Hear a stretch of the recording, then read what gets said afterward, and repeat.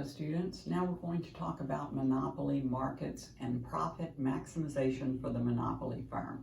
Remember, in a monopoly market, there's only one producer of the good. That's the entire market. The good is unique. It has no close substitutes. No other firms can compete because there are barriers to entry, and the monopolist has all the market power. And the consumer's only choice when dealing with a monopolist is to buy or not buy the good. The firm has extreme market power. One thing about a monopoly, though, because it is the market, the monopoly firm has a downward sloping demand curve, which means the monopolist must lower the price to sell additional units. So every time the monopolist wants to sell more of a product, the monopolist has to lower the cost. So suppose there's a firm that has a monopoly on making widgets.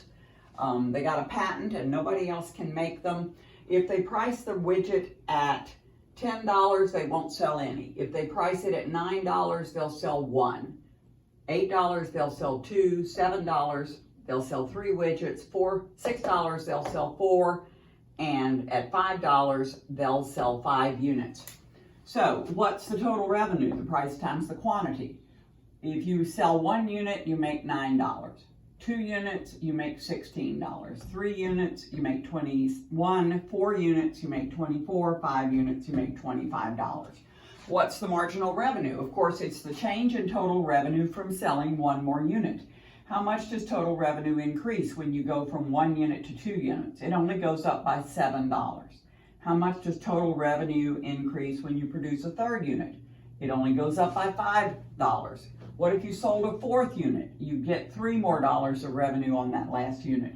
Total revenue would only go up by $1 for selling the 5th unit. Marginal cost is a given, and in this case, I've created a traditional U-shaped marginal cost curve, and I've plotted everything on the graph. But what you need to think about is the revenue that comes in on the last unit and the cost of producing the last unit.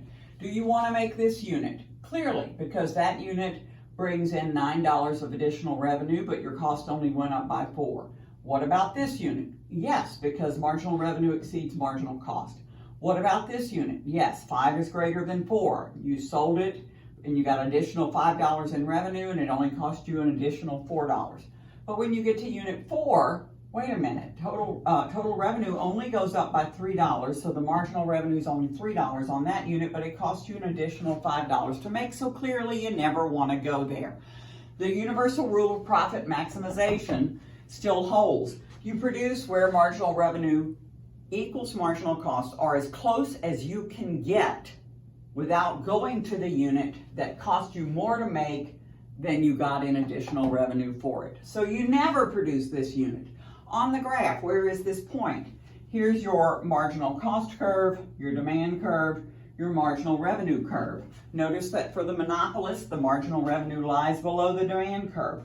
Why? Because after the first unit, marginal revenue is always less than price, because you have to lower the price to sell an additional unit.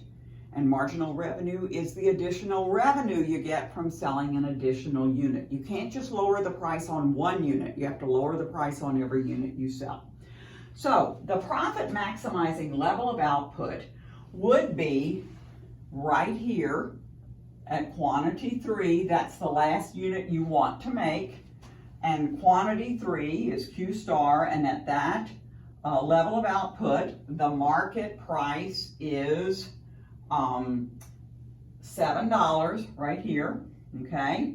The marginal cost is $4. Is that correct? 3 units, the marginal cost is $4, I'm sorry, and the market price is $7 right here. So this is the price, that's the marginal cost, and this is the marginal revenue, and that's the profit maximizing level of output. Notice the monopolist has a huge markup of price over marginal cost, something that's not true for the perfectly competitive firm. The perfectly competitive firm is the only firm that doesn't have a markup. The monopolist has market power, the price is above marginal cost. So what does this tell us? Monopoly results in higher prices and lower quantities in the marketplace, because always and everywhere, competition lowers prices. Thanks.